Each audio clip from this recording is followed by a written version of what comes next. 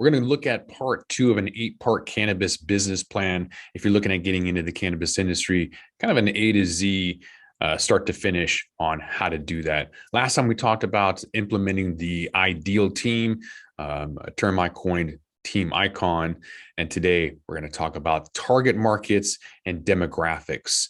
Regardless of what products you're trying to sell, you need to know who you're going to sell to. With new markets entering the industry, brands constantly emerging and consolidating, it's more important than ever to take a look at cannabis consumer demographics, those trends, and get a better understanding of just how different customers shop, what types of products they tend to purchase. And then finally, we're going to use this brand level demographic analysis to better understand specific brands, customer base, all of that coming up.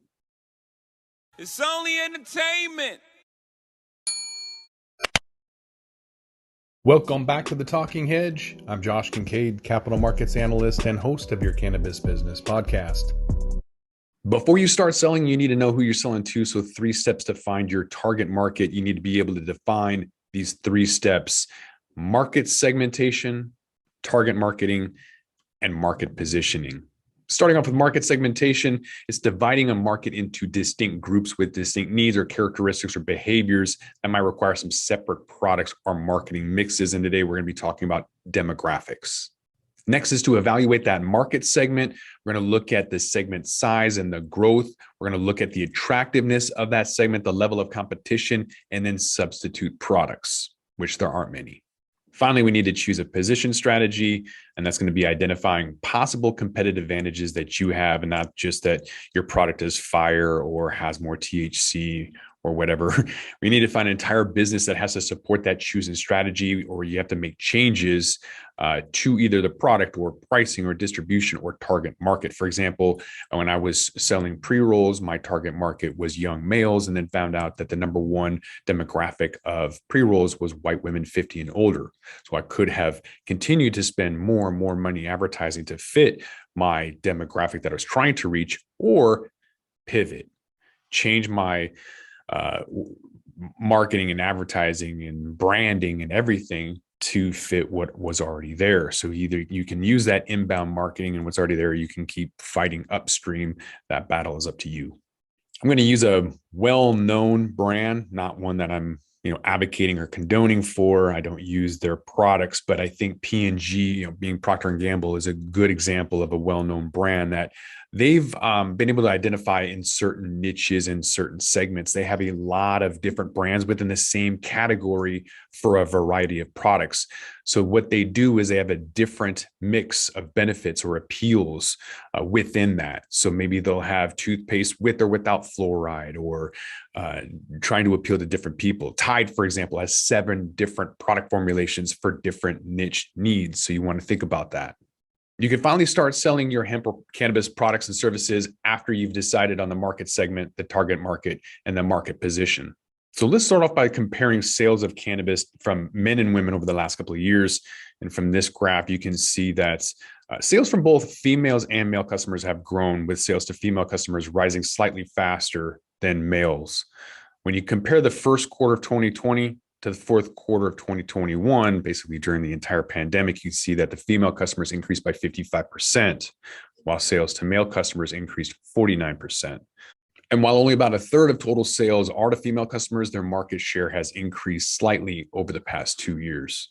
Breaking that up with the proportion to total sales by age group over the last couple of years, most notable trend is the rapid rising contribution of customers in that Generation Z group. They're coming to age, so naturally there's going to be more of them.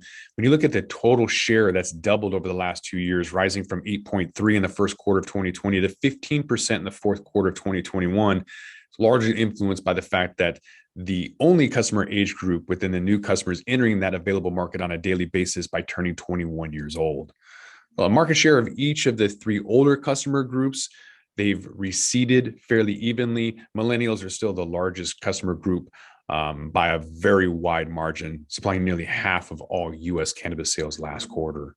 When we take a look at the age group by country, you can see differences in sales group between the U.S. and Canada. And this is going to be like during the fourth quarter of 2021. One major difference is the higher sales share of the Canadian Gen Z customers by comparison to their American counterparts. And not surprising, is because they can come to age a lot faster, being 19 compared to 21. In addition, there's a notable trend that the lower proportion of sales total to older customers in Canada. So for example, only 7.5% of sales to baby boomers contributed half as many sales to the Canadian cannabis market as they do in the US cannabis market.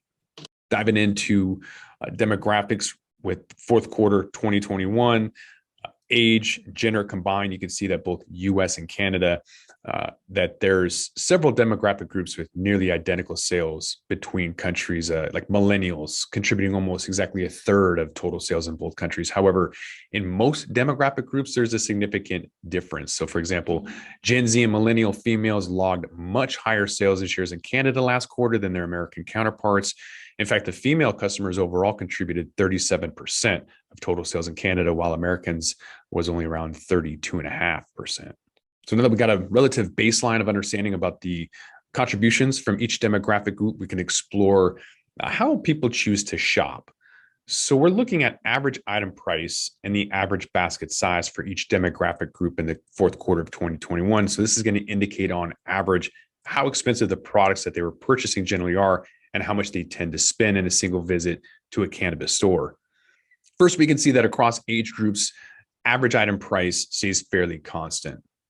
So, however, across generations, male customers tend to purchase more expensive products than female customers. And when we shift the view to the basket size, we can see a very significant trend of larger average transaction sizes as customers' ages increase. So, for example, the female baby boomers, they spend on average $70 per transaction. It's 41% larger than female Gen Z customers. And because the average item price of these two demographic groups were nearly identical, it's fairly easy to conclude that it's probably because they're making more money. Female baby boomers were buying more products than Gen Z because they're older and they probably make more money. Some of the most fascinating trends we can find in cannabis data are differing preferences for various product categories across consumer age groups. There's several categories that are clearly much more appealing to younger or older customers, while other categories tend to appeal to all age groups. On this graph, we can see that the likelihood of any customer to purchase a vape pen is inversely correlated to their age. Additionally, edible wallet share drastically increases along with somebody's age, whereas pre-roll wallet share is remarkably constant regardless. So this is the convenience and familiarity of a pre-roll joint that has a universal appeal, whereas edibles, older people want it, vape pens, younger people want it. So here we're seeing the proportion of total sales within each category that male and female customers bought during the fourth quarter of 2021. So remember that the overall sales percentage of each gender was 32 female and 67 for male. So any difference from those values within a given category is going to indicate a shift away from their market average. So we can see that there's a couple of categories that over-index towards male customers, like concentrates and flower. Others kind of skew heavily towards female customers. For example, nearly half of all the dollars spent on topicals during this time frame were by female customers. And for one final analysis for the category level demographic trends, we'll take a look at two categories that various demographic groups engage with very differently. Here we see the relative category wallet share of each demographic group. This includes age and gender to the concentrate and edibles category. So we can see here that it indicates that the younger customers give much more of their total spend to concentrates than older customers. And then additionally, within each age group, male customers are spending more on concentrates than females. The trend for edibles is completely the opposite. A higher wallet share among female customers and relatively spend growing steadily as customers' age increase. Older they get, more edibles they're buying. Female baby boomers' wallet shares to edibles is more than 3 times higher than that of male Generation Z customers. But I bet you if they looked at RSO, it'd be a lot higher. Males are probably buying RSO because it's has 1,000 milligrams and the value is a lot better.